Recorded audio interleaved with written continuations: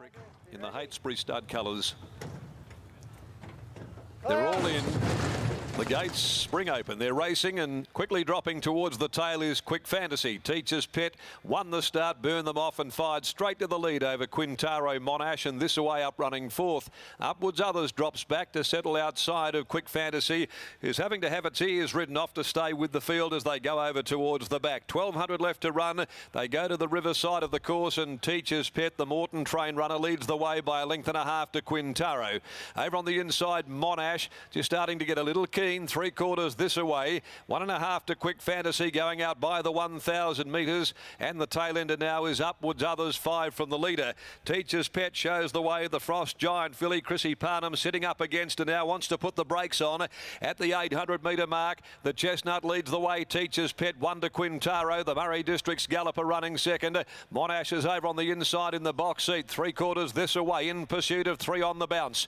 Followed then by Quick Fantasy, and last of all is Upwards Others. They go by the 550, and Teacher's Pet will bring them up to the home corner, still under a pretty good hold, although he now asks her to go, and she wants to extend here. 3/4 a length in front of Quintaro Monash, and This Away. It comes around heels now to set after them, followed by Upwards Others and Quick Fantasy relegated to last. Teacher's Pet turned in front. Quintaro went straight past it though, and then This Away. Upwards Others coming towards the middle of the track. Monash over towards the rail. This Away at the 150 got the head in front of Quintaro. Here comes Upwards Others though down the extreme outside. It's Upwards Others reaching the lead, and Upwards Others draws away, breaks its maiden today out of its class, and beat home This Away and Quintaro. Then Monash fourth, Quick Fantasy, and fading right out of it to run last is Teacher's Pet.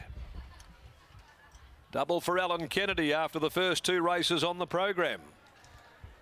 Number 4, Upwards Others, trained by an old digger himself, Heck McLaren. He's a Decoy gelding at its 11th start. Did contest the Roberts Stakes 2 starts ago. Found itself back in the right company, but both winners this afternoon significantly have come from the tail down the middle. Number 4, Upwards Others. Around a $6 chance. They backed it in from $7.50. Over the top of This Away, Jared Noski, and Quintaro will be third home, handled by Peter Hall. There won't be a place divvy. 1:37.96 the time. It's decidedly slower than Rosa's Shadow's victory in the opening race for the day.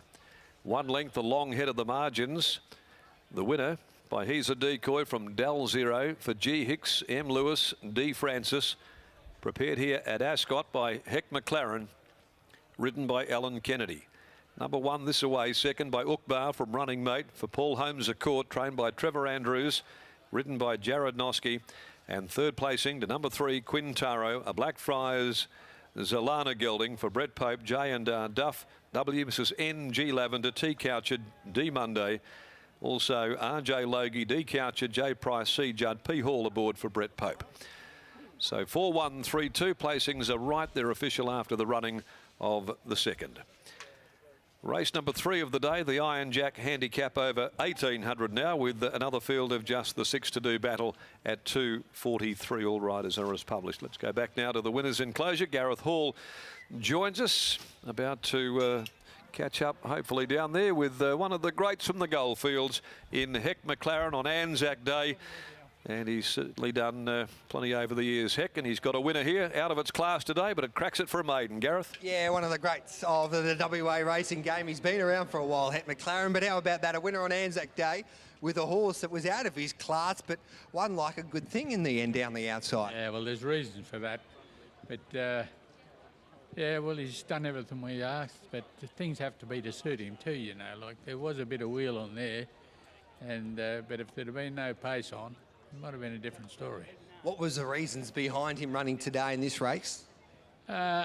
His run at Pinjarra, right? Tramped 3 wide for the journey, and we're still running on at the finish. So that's sort of capped it off. But we've always known he's had a bit of ability, you know. He had been knocking on the door. That's his 11th start for a victory. Do you think he can go on with it now, Heck, or do you give him a bit of a break? He's terribly immature. You know, so he's just starting to, like in 12 months' time, you'll see a horse, but now he's a rat. Well, he's a handy rat today. Well done, mate. Good as gold, thank you. There's Het McLaren there. I'm not sure I would describe my winning horse as No. a rat. It's a bit better than that. Well, he's done the job today, Heck. And Killer, the man that they call Killer, Alan Kennedy, he brings up a double on Anzac Day. And hopefully everyone was listening to his post-race interview earlier, because he did show a bit of confidence about this ride here, and he's got the chocolates, and we'll wait for him to weigh in, and then we'll just catch up with Alan Kennedy. But both his rides have been patient rides out the back and then come down that middle of the track, as Darren pointed out just before. Catch up with Alan. Alan, well, you predicted it, and hopefully everyone was listening to you, because you were a little bit confident coming into this, weren't you? Yeah, well, he's been racing well. He was a little bit lucky last time. He got caught wide and over-raced. He settled pretty good today. He got back and really hit the line well. Similar ride to your last ride. Do you feel that that is the place to be today? Is it anything to do with conditions or just the horses? Just the horses, I think. And when you got out into the clear and the open in the straight and put a few on his backside, really extended and gobbled him up nicely? Yeah, he took a little bit of influence to get him to do it, but no, he went good. Well, congratulations on the double. Thank you.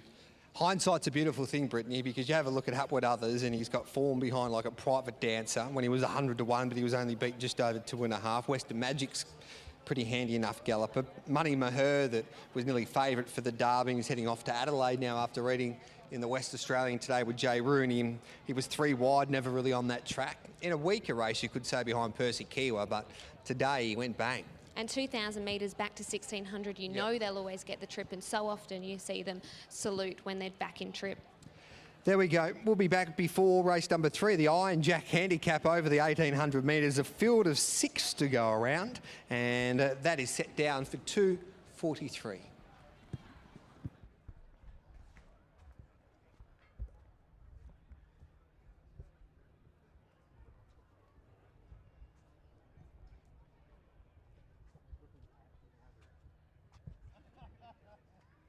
Weight thereafter the running of the second as well on 4-1-3-2. Correct weight.